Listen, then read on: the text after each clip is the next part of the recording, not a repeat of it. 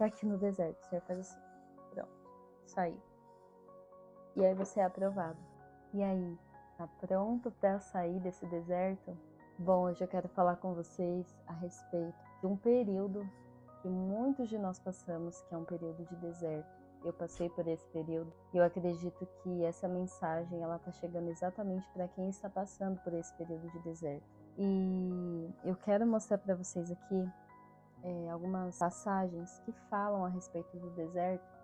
E eu queria que você entendesse que talvez você esteja passando por esse deserto e ainda esteja dentro desse deserto, porque você ainda não entendeu o que Deus quer que você aprenda no deserto.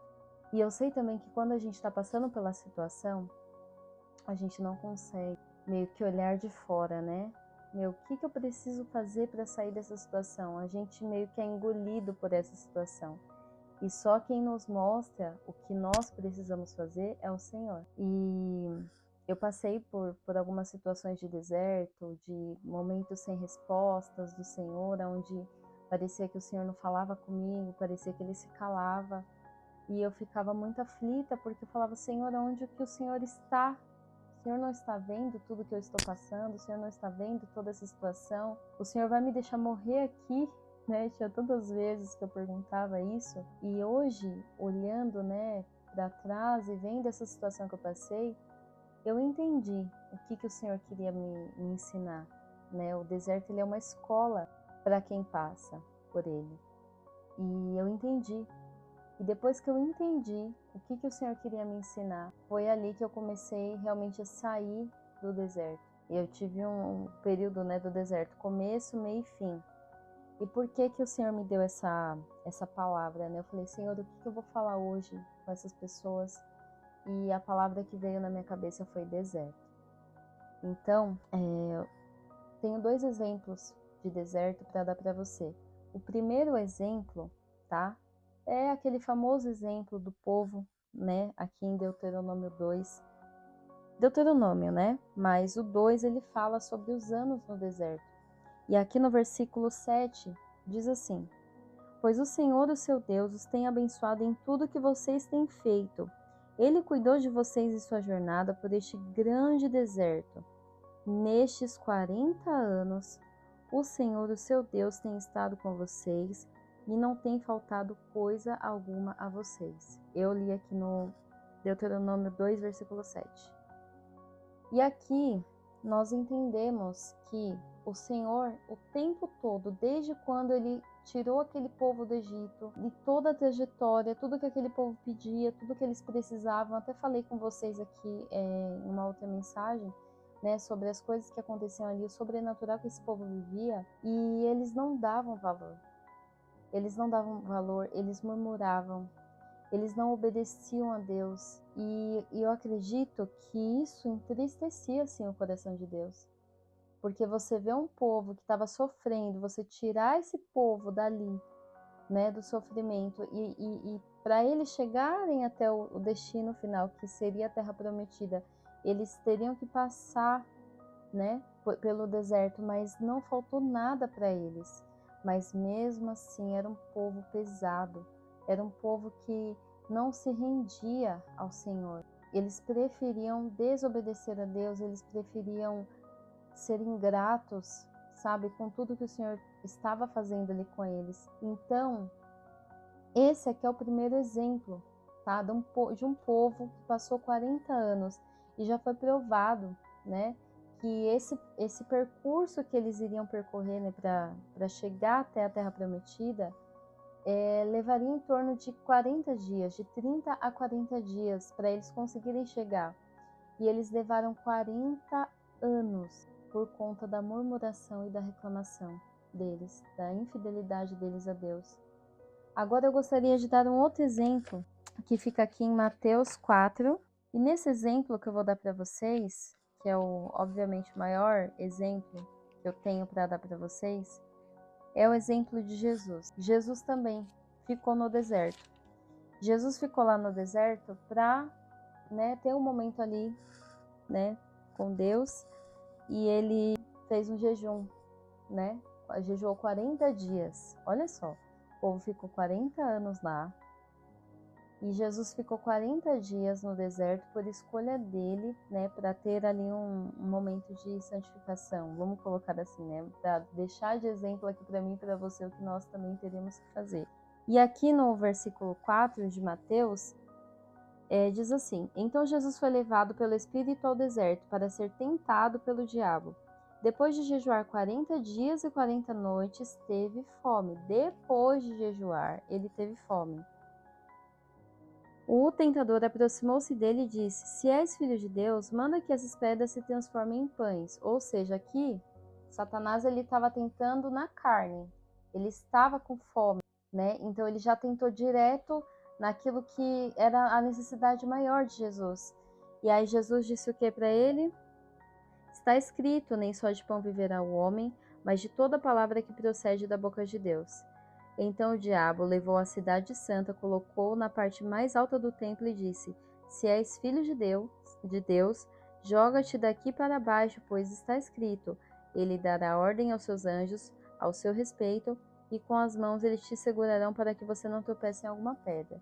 Então ali, Satanás já tentou direto na palavra, usando a palavra, né? Como Jesus usou a palavra, né? Ele já tentou, na segunda vez que ele tentou Jesus, ele também tentou Jesus usando a palavra, mas tá escrito, se você pular, o Senhor ele vai te proteger.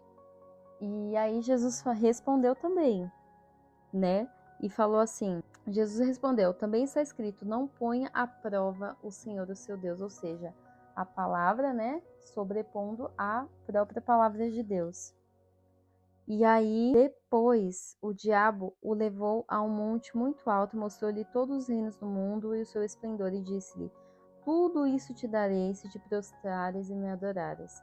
Como que você chega pro dono de tudo e fala assim: se você me adorar, eu te dou tudo isso aqui? Não, é a mesma coisa da pessoa chegar aqui na minha casa e falar assim: olha, Grace, se você me der tal coisa, eu te dou essa casa. Ué, mas a casa é minha, sabe? Não tem sentido. Então, eu acredito que essa palavra aqui, esse contexto do que aconteceu aqui, primeiro, tá? Eu posso estar falando, né, enfim, de mim aqui, mas é a minha visão do que eu entendo. Quando isso aqui aconteceu, depois desses 40 dias, eu acredito que o que Deus estava falando para mim, para você, é o seguinte: às vezes é tão simples você resolver uma situação que está aí acontecendo no teu deserto. Você só precisa parar de murmurar, você precisa parar de reclamar, você precisa parar de ser ingrato e você precisa começar a agradecer pelo que você tem. Ah, só tem arroz para comer hoje, eu vou agradecer. Cortaram a minha luz, eu vou agradecer porque ainda tenho água, não cortaram a minha água. Agradeça pelo que você tem, comece a agradecer pelo que você tem, sinta gratidão, entenda que Deus está tratando com você e que você precisa deste tempo para ser aprovado, para que Deus possa te levar para um próximo nível. E aqui, essa passagem em específico, ela mostra para nós que o inimigo ele vai nos tentar. Ele vai tentar na nossa mente, ele vai tentar nas situações, né, ao nosso redor, com as pessoas da nossa casa, ele vai tentar a gente de todo jeito, para ver se a gente vai murmurar, para ver se a gente vai reclamar, para ver se a gente vai se abater. E aí que a gente mostra em quem a gente tem crido. Né? Eu sei que tem uma passagem que fala: eu sei em quem eu tenho crido. Você tem crido em quem? Quem é o Senhor da sua vida? Quem é que tem te guardado? Quem é que tem te protegido? Quem é que te deu tudo que você tem? A quem você serve?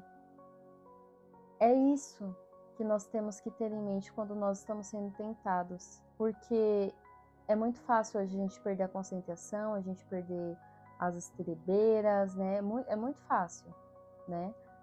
Mas quando você retoma ali a sua consciência e fala: não, peraí, eu sei em quem eu tenho crido. E eu tenho crido no Senhor dos Exércitos. Ele é o meu Pai. Em primeiro lugar, Ele é o meu Pai. Ele é o meu Deus. E Ele nunca me deixou faltar nada. E aí, quando eu falo não falta nada, aí tem gente que vai falar assim pra mim: ah, mas eu não tive mistura para comer ontem. E aí, faltou. Mas você não tem saúde? Você não tem a sua vida, né? Que teve gente hoje que nem acordou. Então, começar a ser grato é o primeiro passo. E ter o seu coração firmado no Senhor e nas promessas que Ele tem para você, eu acho que isso é a base, sabe? Para que você realmente consiga sair desse deserto. Primeiro, Senhor, o que eu preciso aprender aqui? Me mostra. Usa alguém para falar comigo.